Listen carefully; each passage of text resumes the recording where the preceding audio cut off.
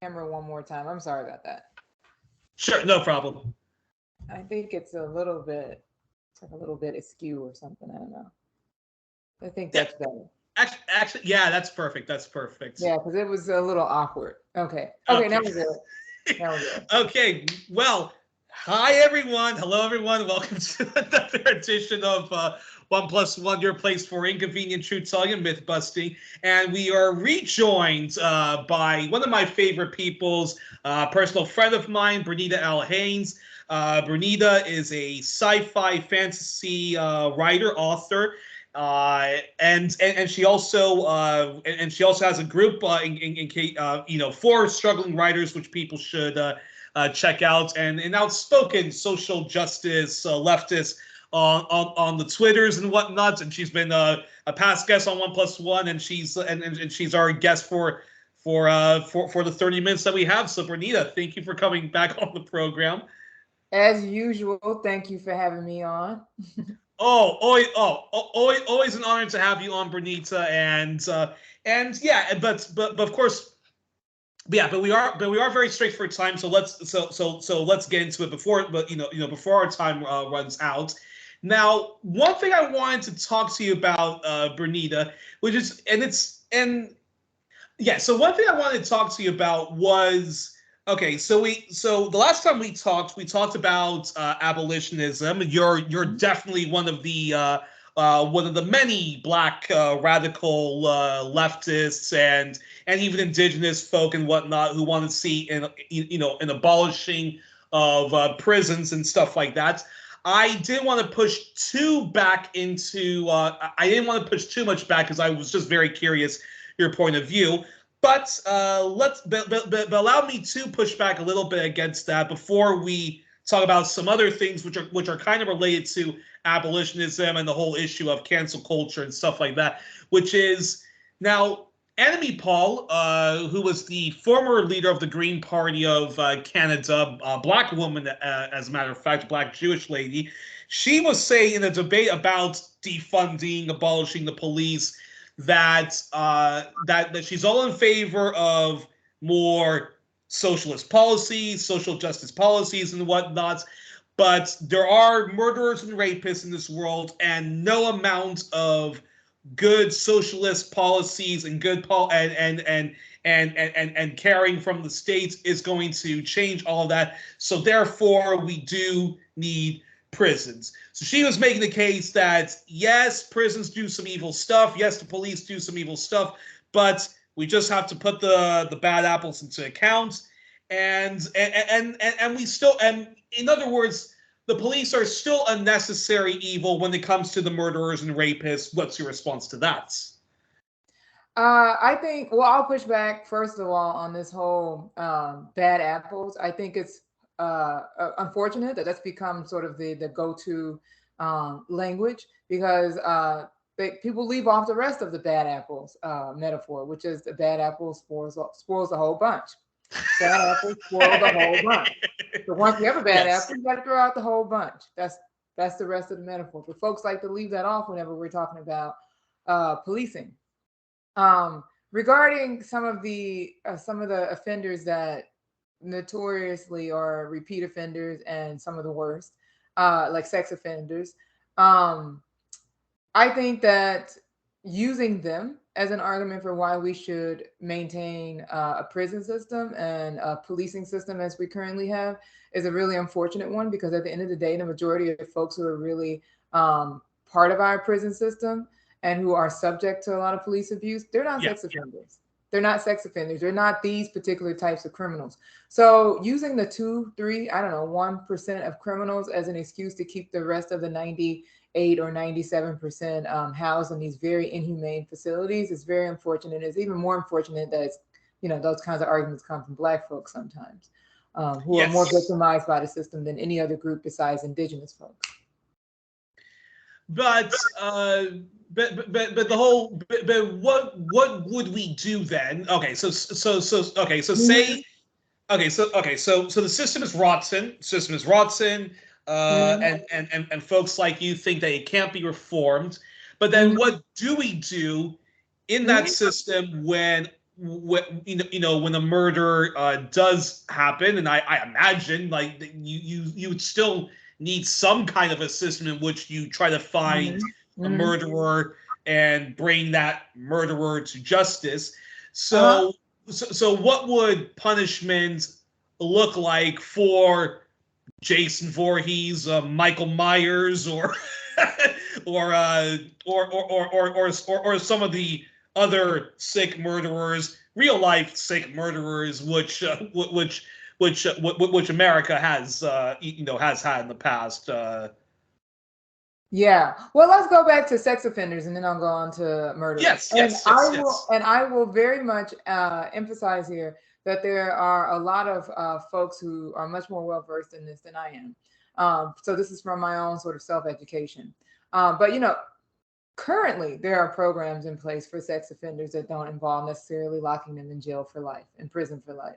So many sex offenders are placed on probation. Obviously, that's a we all know that, with requirements that they attend sex offender treatment programs, report regularly to a probation officer, not don't contact their victims, don't use the internet or live in or work in certain areas. We're familiar with that. But there are sex offender treatment programs that can be inpatient, like residential, they're required to live in a certain area, or outpatient, non-residential, they can, live wherever, but they have to, go to treatment. And they generally use these kinds of cognitive behavioral therapies. Whether or not they're very successful is always up in the air. But there are about 20 states that have what they call civil commitment programs currently, that place sex offenders in secure hospitals or residential treatment facilities for treatment. They typically receive civil commitment only after they finish serving a prison term, right? For their sex offense. So they can be required to stay in civil confinement indefinitely. And that's what I want to emphasize here. Some of these inpatient facilities, these civil commitment programs, can be indefinite for sex offenders. But these civil commitment programs look a lot different than a prison, okay? Which, in and of itself, by its nature, is a dehumanizing kind of facility, kind of institution. But these Where programs, many of that where many of them get sexually abused, and then exactly. and then the vicious cycle continues, right?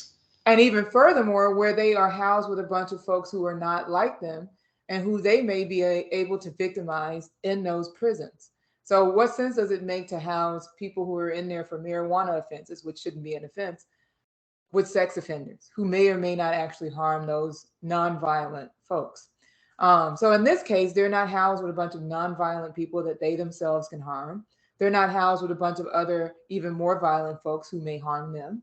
It's much more humane, so to speak. Yes, Yeah. it can cost a lot more than a prison system, compared to what it costs to keep people in prison.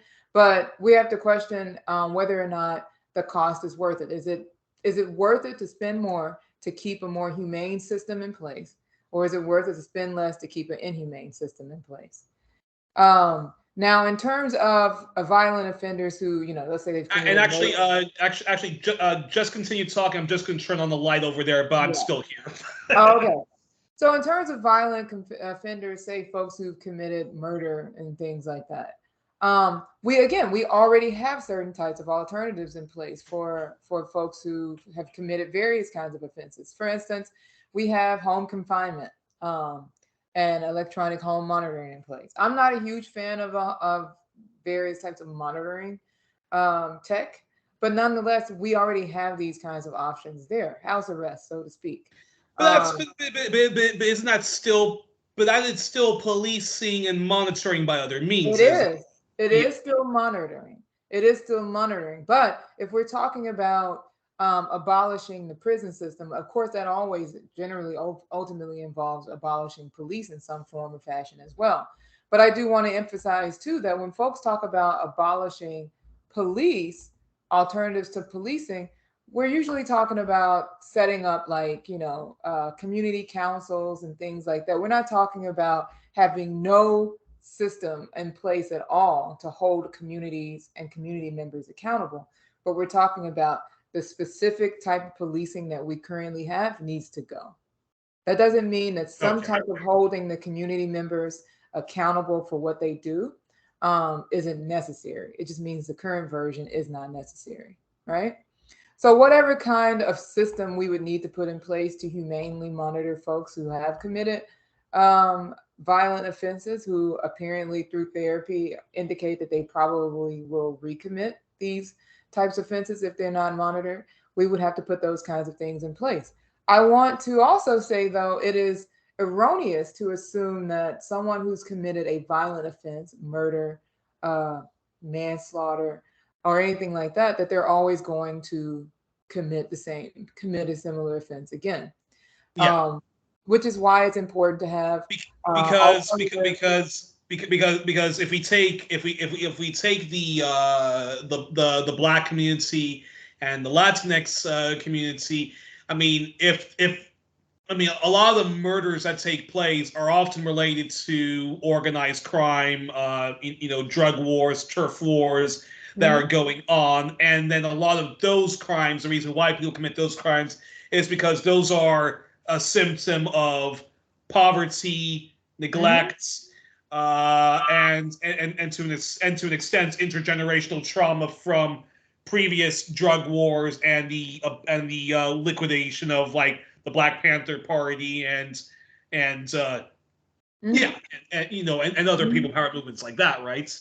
Exactly. And that's why, exactly, you're absolutely right. And that's why abolition of prisons and policing is ultimately about getting to the root of a lot of these problems to prevent them from happening in the first place.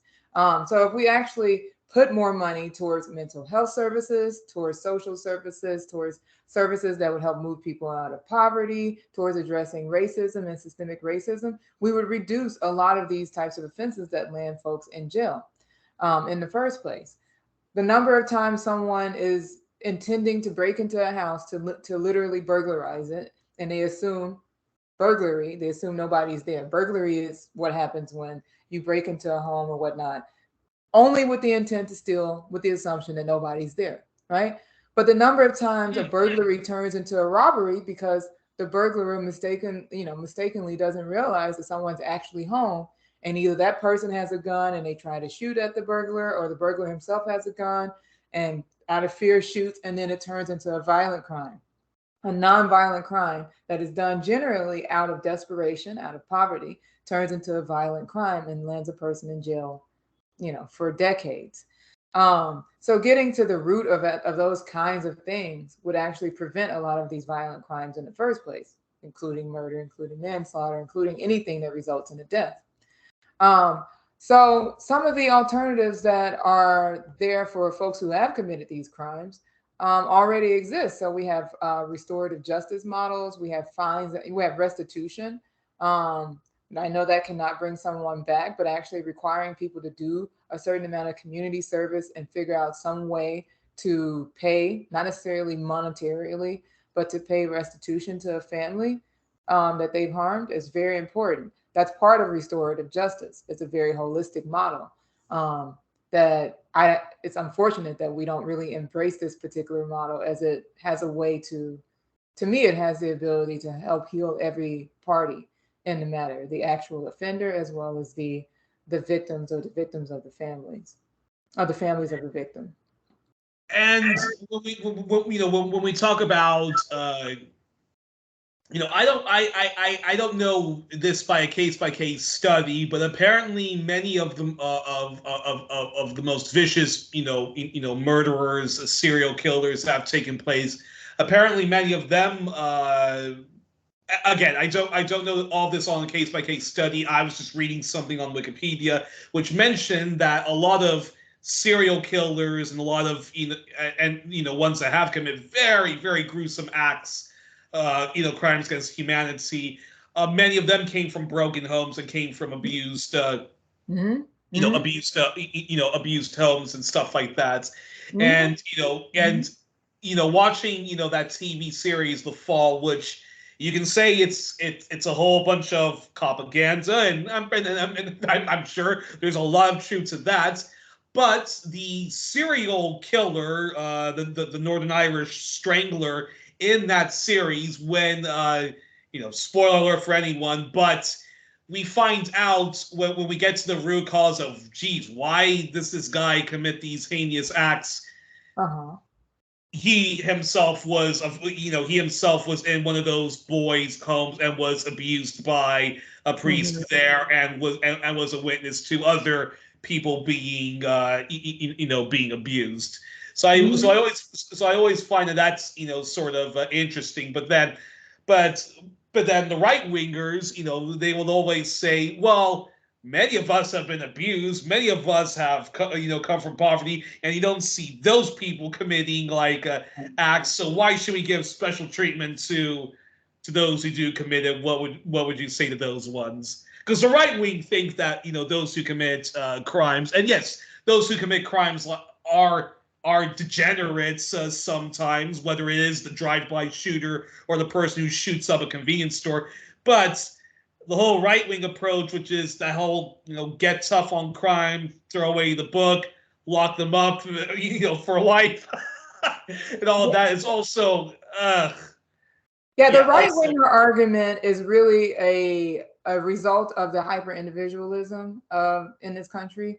It individualizes what is ultimately a collective problem.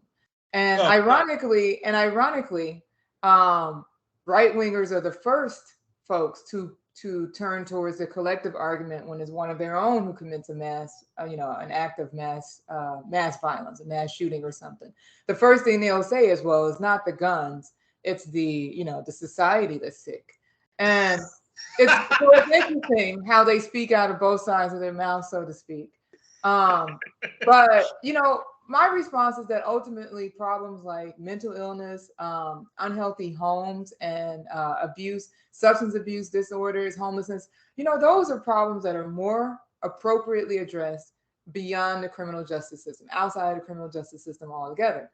We need services like drug treatment, child, counseling for families, and more money for social workers and social welfare organizations to actually be able to intervene when things are going on in the home that are actually unhealthy for a child. We need things like affordable housing, and all these kinds of things that can help reduce the level of violence that we do see in our society ultimately. If we just got a little bit more serious about pulling our money, out of these incarceration systems, out of prisons, and out of policing, and putting it into systems that actually make communities healthier, we wouldn't be having this conversation, I don't think. But then again, what would you say to somebody like Annemie Paul of the Green Party, which is ostensibly more of a left-leaning party in Canada? Well, it's a diet liberal party.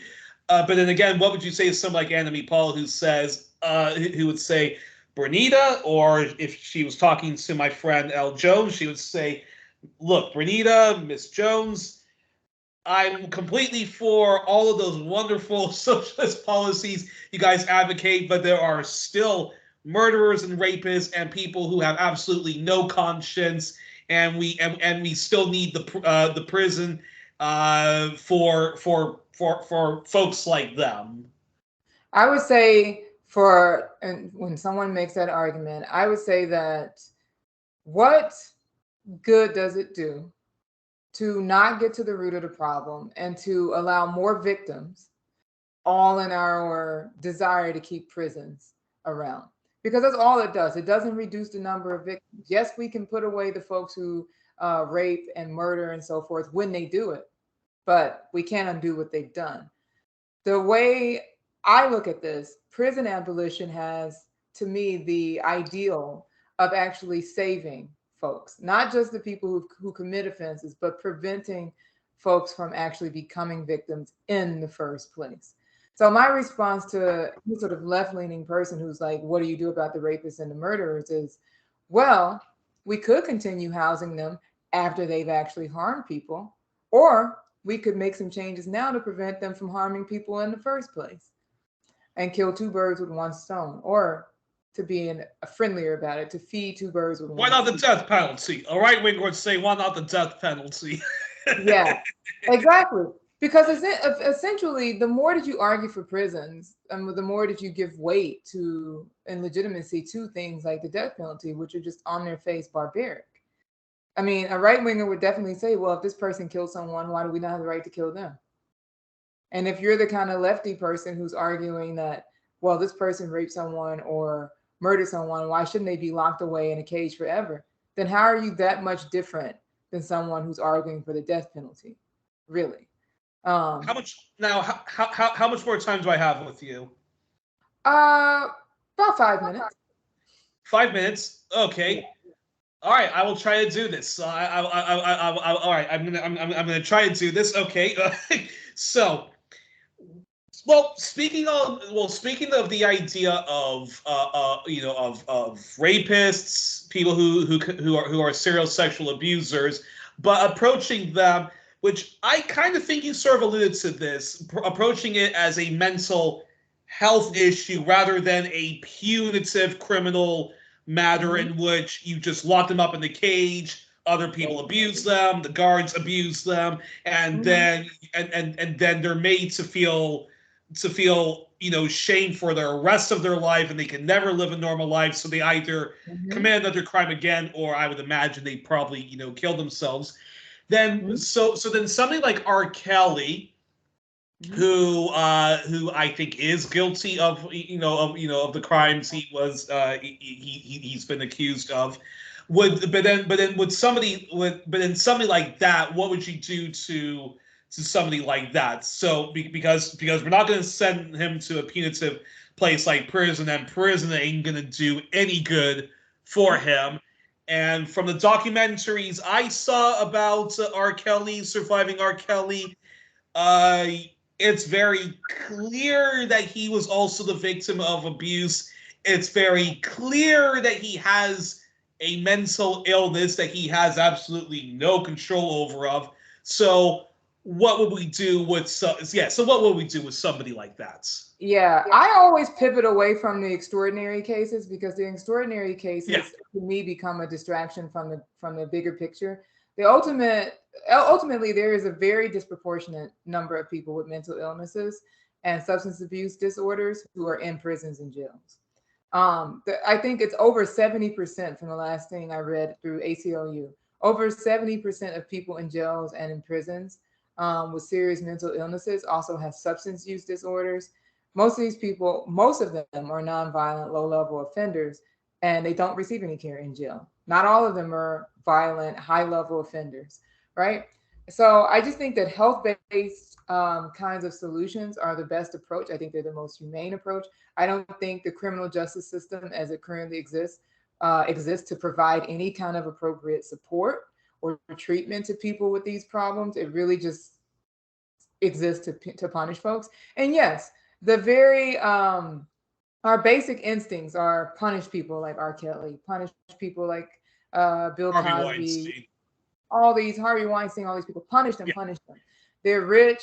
If you try to, give them any sort of like different kind of treatment, it feels like you're letting them off the hook, so forth and so on. That's our basic instinct. But I think we have to steer ourselves away from getting too entrenched in the extraordinary cases that will skew our perception of what is the best approach, and focus on the fact that the majority of people who are imprisoned are not R. Kelly. They're not Harvey Weinstein's. They are usually poor people, usually Black as well. And they would have benefited and could still benefit from humane, health based solutions. Treatment for their use disorders, treatment for their mental illness, some sort of restorative justice model that allows them to make amends for what they've done. That's the other thing. Prison doesn't allow you to make amends for anything. There are not it's not like everyone in prison has no conscience. There are plenty of people in there who have quite a conscience about what they've done, and they would like some way to make amends for what they've done, but they have no way to do it in prison, right? And Yeah. as soon as they're let out, the way that our prison system works, you are no longer a citizen, essentially. You're not allowed to do anything else that a citizen is regularly allowed to do in terms of getting a job, taking care of yourself, voting. So, in what way can you You even possibly make up for even these lose people? your right to welfare, if you can imagine that. So go Exactly. figure. Yeah, So go figure that people commit recidivism, exactly. You repeats lose your offense. right to student aid and student assistance as well. So essentially, you are told by society that this one thing that you did, no matter how heinous or not even heinous it may be, is basically who you are, and you can never have a second chance and come back from it. And I just think that is really ironic, considering that we prize ourselves on being a supposedly Christian society, and Christianity being all about forgiveness, and yet that's not how we operate at all. And I'm saying this as an atheist. That to me is one of the most beautiful things about Christianity, is that there's this notion that we can be forgiven and that we can make amends for the things that we've done that have harmed people and harmed the community around us. Yet we don't operate like that as a society at all, despite calling ourselves that. Yeah, Um, and yeah, and I think and I think somebody like R. Kelly, even though folks would say that's an extraordinary case. Well, I think like somebody like that who was abused, who definitely takes out his trauma on other people, or I don't know for I don't know. It's obvious he has probably multiple mental disorders, oh but yeah, it goes. But that being said, let's treat the people with like mental illness and stuff like that. And the way you treat it is not through the ridiculous, overpriced private mental health care system, which most of the world practices in one shape, form, or another. yeah. Mental health care needs to be merged into any existing, or in America, if it was allowed to happen, any new single payer healthcare system, right? And that's Yeah, could and that could yeah. I think it could alleviate a lot of suffering. We I certainly I think haven't it could too. we've certainly not tried it yet, right? So Yeah, I think it could alleviate a lot of suffering. I think that there is something to be said for looking at a person as a whole person and asking yourself, what can we at least try to do to get this person back to some sense of self that is not harmful to them and not harmful to everybody around them? Some folks will say that's pie in the sky, that's rose colored glasses. And I will be the first to admit there's some people you're just not going to change, they're just not going to help, okay, because they yeah, don't see anything wrong with what they've done. But that is just simply not the majority of people. And all the studies show that it's just not the majority of people who are languishing in our prisons. It's just not. So thinking of some alternatives that actually recognize the whole person and their humanity is just important, on a societal level. If we want to say that we are a society that cares about people, that isn't a sick society, that doesn't foster, hate and things of this nature, we have to walk it. And the hardest time to walk that talk is when you're dealing with someone who's hurt you. That's just the truth. Um, so, not to sound weirdly new agey, but it's difficult to walk the path of I believe in people's humanity when it's people who've hurt you. I think about this a lot, as someone who works in a space that's all about making things fair and more just for everybody, uh, advocating for things like universal health care and so forth and so on. I think about this all the time. I am constantly here in Georgia advocating for the betterment of everyone, and that includes some of the most racist white people I've ever encountered in my life. But just because they're horrible and would probably be fine seeing me dead, that doesn't mean that I can't, in my own work, support healthcare access for them and for everybody else, right? Because at the yeah. end of the day, it's And about what. that's also the same with education. Hillary Clinton, what did Oh she even yeah, say about why she was against public education? That she didn't want people. She did. She said something stupid like, "I don't want people's like taxpayer dollars to go pay for Donald Trump's rich kids." And I was thinking like, dude, like yeah, free education for everyone means that everyone, no everyone. matter your income, does not have to be burdened by like student debts, or have to go into three jobs and whatnot to get something which I think should be a right, which is education. Well, it boils down to whether you view something as a public good. If you view something literally as a public good, then it shouldn't matter if someone that you don't like is getting access to that thing.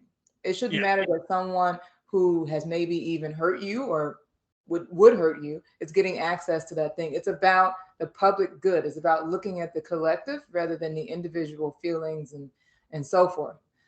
So that's kind of how I, you know, ground my sort of sense of why we need abolition. I just think about the collective rather than the individual. And Well, the this collective would benefit greatly from a much more humanistic system. Well, this will be the first of many conversations we have about abolitionism because, as I've told you, and as I've told L. Jones, that I'm still agnostic on I'm still agnostic on the issue, but I'm willing to learn more and to talk more about it and have very polite exchanges about it. Yeah. And the next time I have you on, we're gonna I definitely want to talk to you about restorative justice. But you have to go. But before you go, I have to ask. I have to ask this question since we didn't have time to talk about cancel culture and R. Kelly and Michael Jackson. But on R. Kelly, can we still listen and enjoy R. Kelly and buy his music and not have to mute him despite his crimes? I'm a big fan of not financially supporting people once you find out that they're particularly heinous. But I'm also, but Okay. at the same time, I find that there are other ways that you can still enjoy the art and the output of certain individuals, but in a way that doesn't financially support them, in my opinion. So if it's a matter of, if you have old R. Kelly records, you've already bought his records a long time ago, then feel free to play those and enjoy those. But supporting him in any way financially at this point would make me a little bit skeptical of your commitment to. Isn't that punitive justice? Because poverty is the worst form of violence. Comedy once That's said. true. That's true. And that's the thing. It's always a question of how much do you sort of separate the artist from what they've done in a way that actually allows you to continue to enjoy their art, and in a way that also makes it clear that what they've done is not the whole person. It's not all that they are. This other part of them also exists. This art part of them goes back to what I was saying earlier. If we treat people when they do one bad thing as if that's all they are, then how does that help? So in some ways, we have to figure out a way to treat R. Kelly as like he's a victimizer on this one hand, but he's also an artist, and we can enjoy the artist side of him. You know? I think And you'd say yeah, I think you could say the same with Bill Cosby. You can yeah, say yeah. the same and also the same Many of with these people, yeah, with and many of these people, and also the same with somebody like Roman Polanski, who, yeah, yeah, he did do this awful crime. Now, okay, if you want him to face justice, okay, like yeah, his own victim doesn't even want him to go to like jail or face anything. But yeah, that doesn't mean that we should not watch his movies, not enjoy his movies, or if you're a film studies teacher, yeah, even his movies. And he's done a lot of really great movies, like The Pianist, yeah. Death Maiden, Repulsion, and whatnot. So You have to figure out how to continue to enjoy the art in a way that's not at the expense of the victims or the would-be victims. And that comes in that's when I think about J.K. Rowling, I think about that. I'm like, how can people still enjoy Harry Potter fiction without doing that at the expense of trans people and yeah, minorities that she's particularly racist against in her fiction? There are ways to do it. I just think it's complicated, and you have to be very careful that you don't fall into the trap of looking like you are supportive of a bad person. And yeah. that's easy to say, hard to do. So And folks, and this is will be a very controversial thing. I don't believe Michael Jackson is guilty. But that being said, even if he was, hell no, I'm not going to cancel Michael Jackson. I'm still going to enjoy his his music and stuff like that. Now, if you're a victim and for some reason it triggers you, I will be more than sensitive about it and turn it play off or something whatever. else, not Yep. not play a Michael Jackson song or not play an R. Kelly song. I think that's But the approach. I think that's the approach. Be sensitive to your audience when you are talking about your love of certain artists, music or film or whatnot. Be sensitive to your audience. And if your audience says, I don't feel comfortable, then you dial it back and just be a little bit more aware. But yeah. Alrighty, well, I've kept you a little bit over time, but it's now time to end the program. We were joined on this edition of One Plus One with Berneta L. Haynes, the wonderful, outspoken Black leftist, feminist, sci-fi and fantasy author, and I will make sure that people can link to her website so that they can buy her books. And she's also part of a writers group, which name for some reason is escaping me right now. But she is part of a group that helps struggling writers get their creative juice flowing so that they can start to produce their first novels and whatnots. And Berneta, I'm looking forward to having you back on the program to explore more abolitionism and the other stuff that we've opened up a can of worms on. But until then, enjoy your. But until then, enjoy yourself, and I hope to have you back on soon. All right.